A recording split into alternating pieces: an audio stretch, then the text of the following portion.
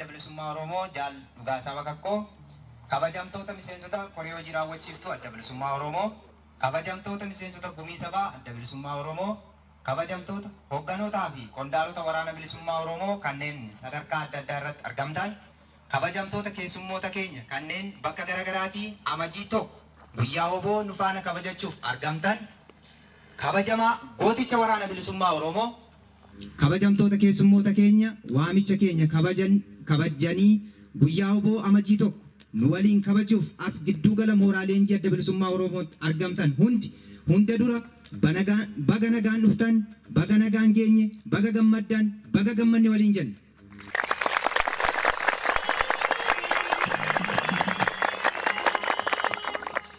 Barri haaraan 2017 kun bara bilisummaa guutuu, bara nagaa, badhaadhinaa fi injifannoo akka nuuf ta'u hawwina.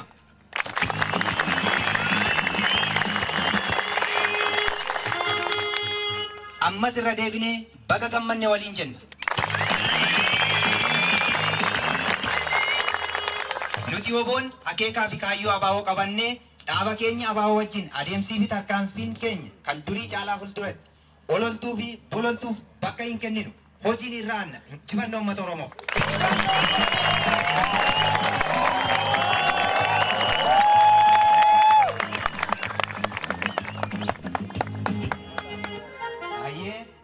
Kanatti aansuun sagantaa idilee tokko jennee eegallaa.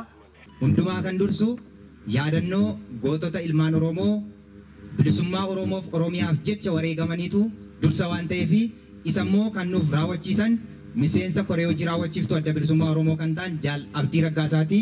Isaaniin gara waltajjiitti affeeraa hamilee WBO.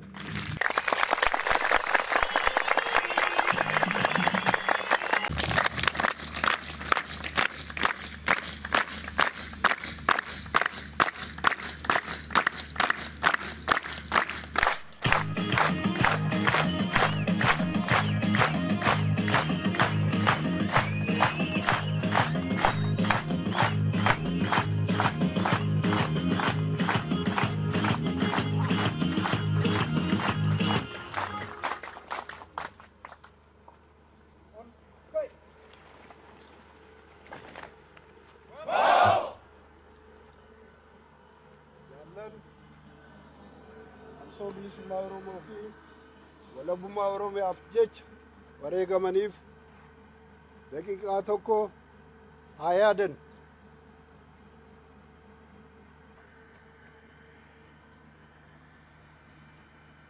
Gahe. Hai.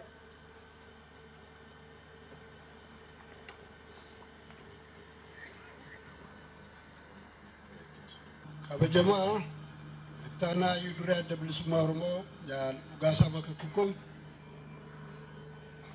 kabajamtoota miseensota hoggana dhaabaa har'a ayyaana kana irratti argamtan qondaalota waraana bilisummaa Oromoo miseensota keessummoota keenya asitti argamtan waraana bilisummaa Oromoo akkanumas miseensota uummata naannoo kanatti argamu kabaja ayyaana kana irratti argamtan baga guyyaa waraana bilisummaa Oromoo fi waggaa haaraa 2017 baga isin ga'e baga ittiin nu ga'e jedha walumaa galatti.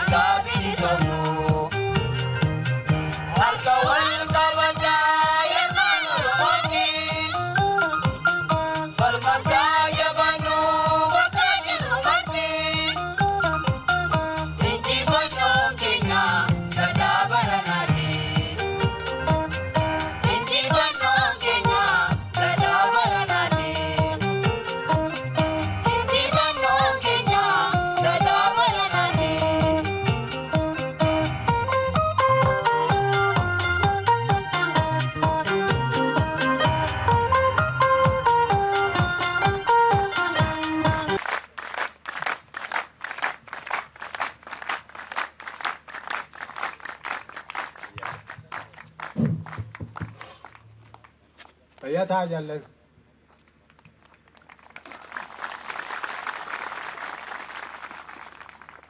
Miseensota koree hojii raawwachiiftuu adda bilisummaa Oromoo, miseensota gumii sabaa adda bilisummaa Oromoo, qondaalotaa fi ajajoota waraana bilisummaa Oromoo asitti argamtan hundi keessan, akkasumas gootawwan shamarran miseensota waraana bilisummaa Oromoo isinitti dubbachuudhaaf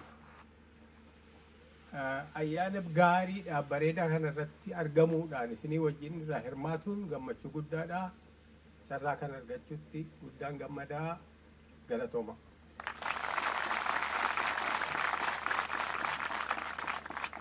Kaani aduunis faxara nyaachuu dhabuun sirbillee isin darkeesseera. Waan silaa dubbadhu isinii walaloodhaanis jechoota babbareedoo adda addaatiin alayyuu qubsitanitti dubbiin harkaa dhumate hin hafiniidhumaaf hin xiqqoo siyaasaa obsaan na dhaggeeffadhaa isinitti hin dheeressu.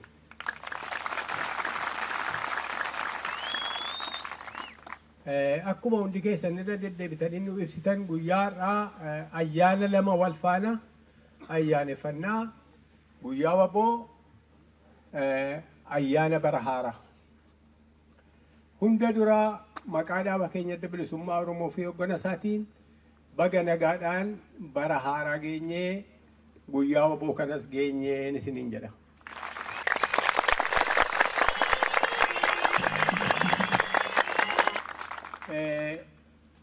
Guyyaan waboo guyyaa gaachanaa fi ittisa humna uummata keenya akka ta'e waboo itti kabajnu ol kaafnu barbaachisummaan waboo qabsoo bilisummaa Oromoo keessatti bakka olaanaa qabaachuu irraa akka ka'e waboo cimsinee ijaaruudhaa fi wareegama isa dabre yaadataa isa fuulduraatiif immoo of qopheessuudhaaf hojjennu ta'uu isaati guyyaa waboo. Akka itti jalqabame waan laaluun waa iddoo of keessaa qabaa. Guyyaan kun guyyaa waggaa guutuu lolaa bu'aa ba'aa wareegama olaanaa meeqatti baafamee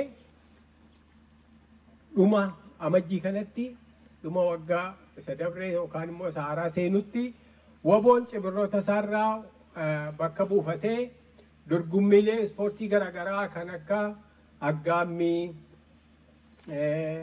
kan akka cheezii, kan walaloo fi waan kana fakkaatu hundaan walitti dhufee mataa isaa haaromsatee sana caalaa immoo duulaaf tarkaanfii cululuqaa waggaa taanu galmeessuudhaaf itti qophaa'ee hamilee olaanaadhaan falmaa dirreetti itti deebi'uudha. Kanaafi har'a jaallan keenyaa warri amma asitti nu wajjiniin hin argamne bakka jiran hundaattu yoo amanarrallee jiraatan guyyaa kanan ayyaaneffatu. Kun ABO keessatti beekamaadhaa fi guyyaa kabajamaadha. Kunis egaa akkuma jedhee kabajaadhaa fi jaalala olaanaa dhaabni keenya bakka guddaa waboodhaaf qabaachuu irraa akka ka'e guyyaa kana murteessee waggaadhaan kan ayyaaneffannu ta'uu isaati. Isinis nafa kanaa qaama waan kana ta'uudhaaf carraa argatu keessan guddoon isinii gammada. Waboo jechuun waan taphaa miti. Baga waboo taatan baga ayyaana kana qabaachuu dandeessan. Waggaa haaraan addunyaan hundinuu har'aa dhuma waggaa isa dabree itti seensa waggaa haaraa waan ta'eef ayyaaneffata. Nutis nafa addunyaa waan taaneef ayyaana kanarraa waliin hirmaannaa ayyaaneffannaa. Ayyaana kana keessatti of duuba deebinee waggaa dabre addunyaa guutuu keessatti maaltu ta'ee biyya keenyaaf olloota keenyatti maaltu ta'ee maaltu immoo taana jennee kan isa dabre of duuba bil'annee isa fuulduraa immoo qiyyaafannu. Addunyaa waliin kan itti ayyaaneffannuudha. Kunis isinuu ibsitaniittu amajjiin akka lamatti gaa ayyaana wabootii fi ayyaana bara haaraatti jechuudha.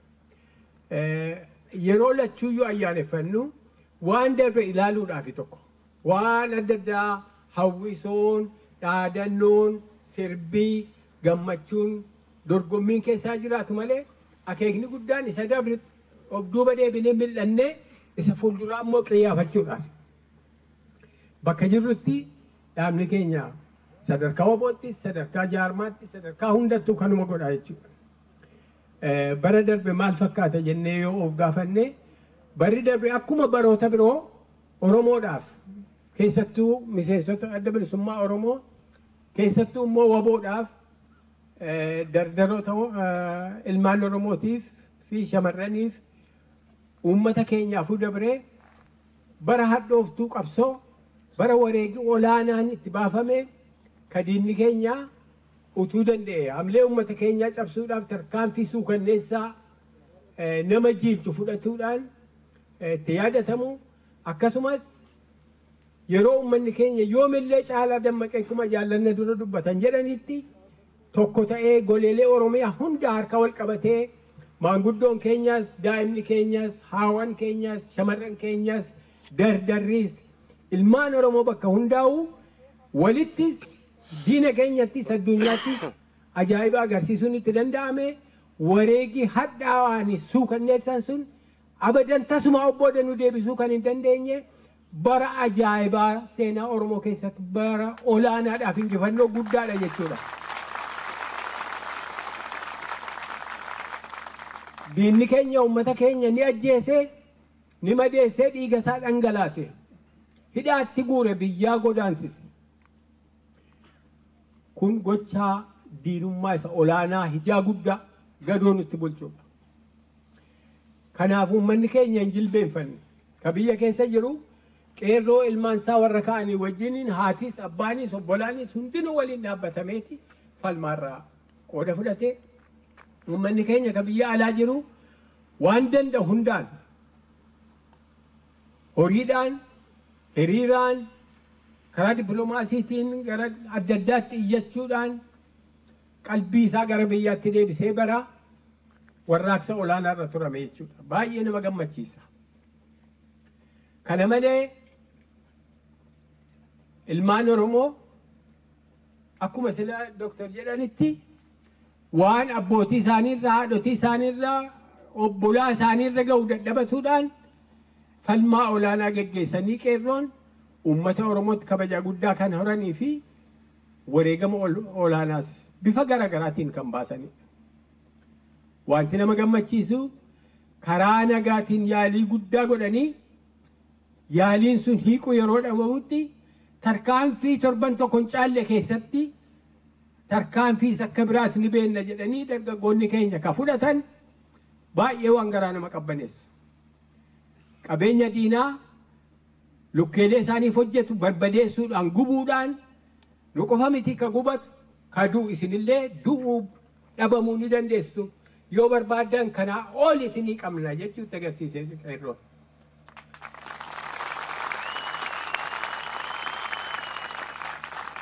Kanaafuu kun barnoota guddaadhaa fi abdii guddaadha namatti bulchaa. Harkuma duwwaa dhumuun harkuma duwwaa dhaadatanii mana hidhaatti guuramanii nuti kaduunu diinni immoo kan ajjeessu ta'uun illee gahaa akka hin taane tarkaanfii addaas akkuma malaatti jijjiirrataa soso'ichaa fi qabsicha tooftaadhaa fi mala adda addaatiin ol guddisaa deemuun barbaachisaa akka ta'e hubannooti bilisummaa fedhuu qofatu hin ta'in mala qabsoollee jijjiiraa galii keenya ga'uudhaaf murannoonii fi hubannoon bayyanoon akka jiru agarsiisa. Egaa barri darbe bara diinni keenya yoo danda'e hamlee nu cabsuudhaaf obbooda nu deebisuudhaaf yaale nuti immoo walumaa galatti itti jenneedha. WBO'n bakka jiru hundaatti tarkaanfii uummata keenyaaf tumsuu danda'u farreen irratti fi diin irratti fudhataa bara kana dabarse.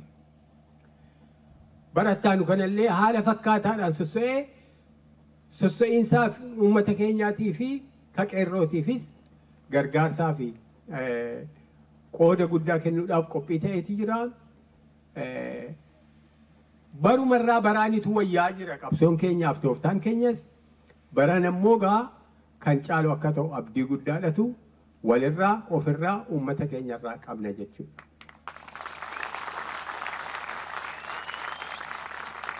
akkuma sila jedhee isinittiin dheeressu waan isa fuulduraa xiqqoo dubbadhee san isinirraa dhaaba.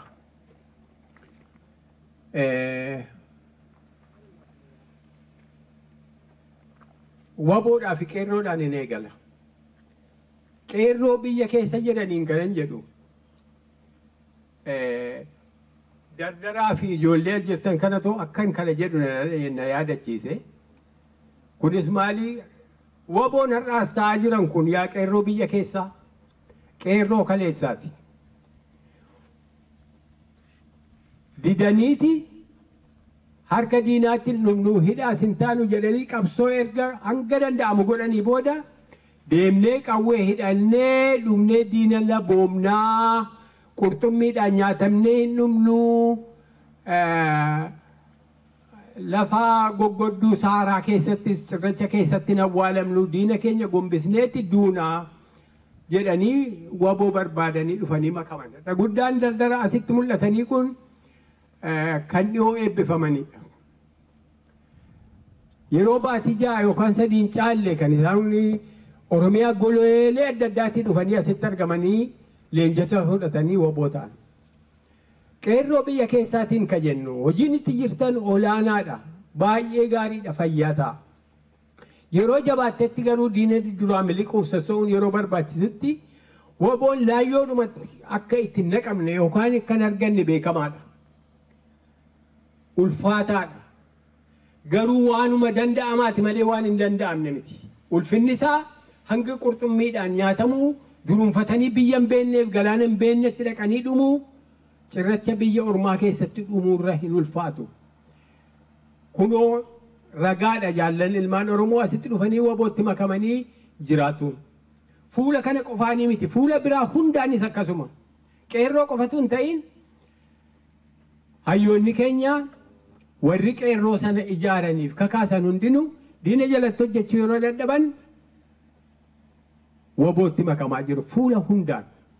Kanaafuu kun itti fufuudha. Abdii kutatuudhaan harka diinaatti kufuu yookaan immoo biyyaa ba'uurratti tattaafatuudhaan dhumiinsa akka malee dhumuurra waboonii fi qeerroon waanuma tokkicha. Yeroo mana jiramu qeerroodhaa, yeroo as dhufamu immoo waboodhaa jechuudha.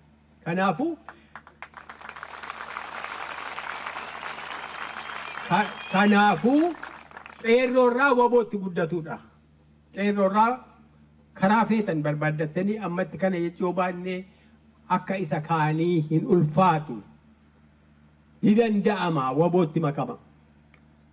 Kaan uummata keenya biyya alaatiin kan hin jedhu waggaa dabre uummata keenya biyya keessaatti bifa adda addaatiin dirmattaniitu galata guddaa qabdu. Ammallee sanuma akkatti nuuf uftan jenna. Kanuma waliin haala deemaa jiru wal qabsiifnee waan ifa goonuuf uummata keenya ergaa dabarsuutu qaba adda bilisummaa Oromoo.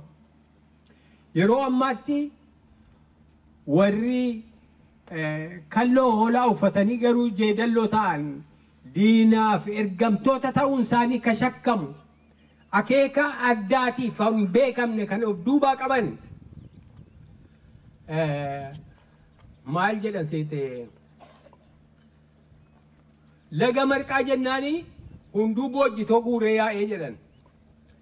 Yeroo ammaatti wayyaaneen dardarris hawwanis ijoolleenis maanguddoonis uummanni Oromoo qabsootti biyyaa ka'e wayyaaneen kuftee dhabamteetti kanaafuu dhanneetu waanuma dhumatte kanatti itti abbaas taanaa itti soogganna marcuma isaan manna jechuudhaan yookaan akeekni duubbee isaanii kan hin beekamne biyya alaatti yeroo ammaatti hafuunfaajjii uumaa kan jiran jiru.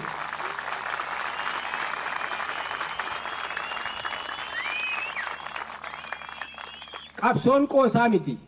Qabsoon feesbuukiidhumaaf intarneetiirraa bookkisuudhumaaf waan qabsoon taatee fi waan uummanni Oromoo biyyaatti jiru, waan waboon itti jiru, waan qeerroon itti jiru, waan Oromoon ABO'n itti jiru kan hin beekne ofumaa dhiichisuun qabsoo miti.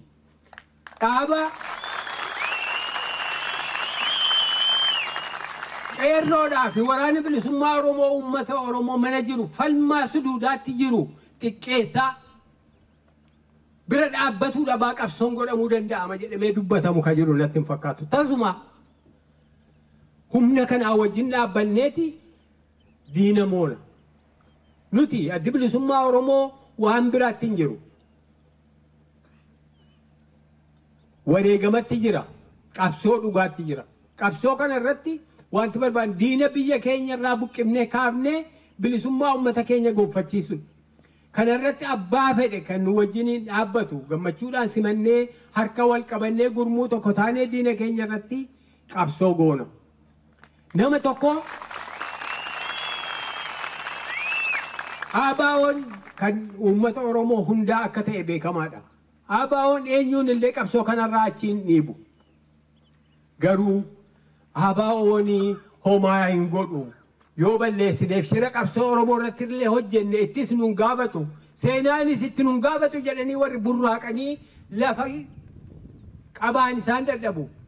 Utuu wayyeeffatanii gaariidha. Waliin taanee uummata keenya sadhumaa jiru kanaan wareegamaa baafna. Amma yeroo wareegamaati. Yeroo qabsooti. Yeroo bifa adda addaatiin masaanuu ta'anii qabsaa'ota irratti diinaan meeshaa ta'uudhaan rakkoo uuman waan hin taaneef isaan sunis dhaabbadhaa jennaanii yoo isaan dhaabbachuu baatan immoo uummanni keenya ka biyya alaa jiru bayyanootaan akka isaan qabu yookaan immoo itti dhiyaatu ergaa dabarsinaa sanarraa kan hafee firri isaa beeku, diinni isaa beeku, warri dhiyoo isaa beekanii, warri fagoo isaa beekanii. Gumaan uummata keenya kan warra du'anii, kan warra dhiigi isaanii dhangala'ee, lafeen isaanii caccabee, mana hidhaatti hiraaraa jiranii fi utuu godaananii dhumaa jiran kun ni baha. Addi bilisummaa Oromoo hojii biraan qabu, hin qotu, hin haramuu, qabsootti jirraa gumaa saba keenya ni baafna. Gumaan uummata keenya ni baha. Kana ka jennuu fi afaanumaa fi miti, goggodduudhaan dhatuudhaan miti. Uummata keenya bal'aa isa mudhii isaa hidhatee abdiidhaan nu eeguu fi abdii keenya jecha qabsoo kanatti seenee of biraa qabna. Madda humna hundaa gatan. Qeerroo har'aa waboo borii harkaa qabna. Addi bilisummaa Oromoo kan ABO'tti ijaaramee cimee bifa qabatee dadhabbii isaa hundaa'u irra aanee qabsoo kana milkeessuudhaan galiidhaan ga'uudhaaf hanga humna isaa of qusannoo tokko malee hojjetaa jira. Akka kanaan ammayyuu diina hollachiisaa jirra.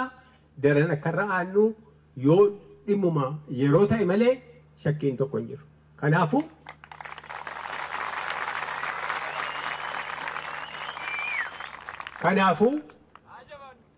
bu'aa qabsoo kanaa yeroo gabaabaa keessatti ija akka godhatu gumaa gootota keenyaa, gumaa miseensota ABO falmaa irratti wareegamanii bara dabree kan uummata keenyaa, kan dargaggoota keenyaa, kan shamarranii fi hawwan keenyaa akka baafnu ofirratti abdiidhaan itti dubbanna.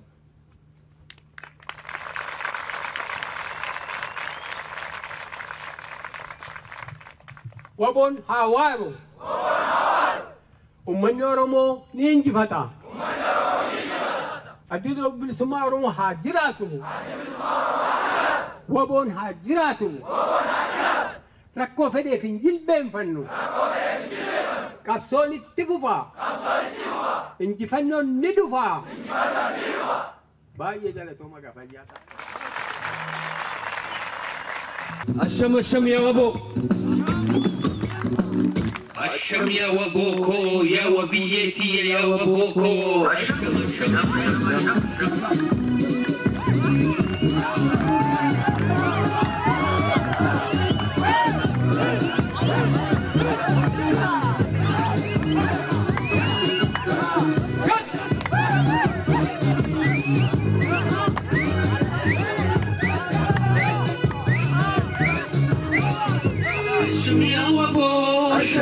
Asham yaa WBO. Asham yaa WBO.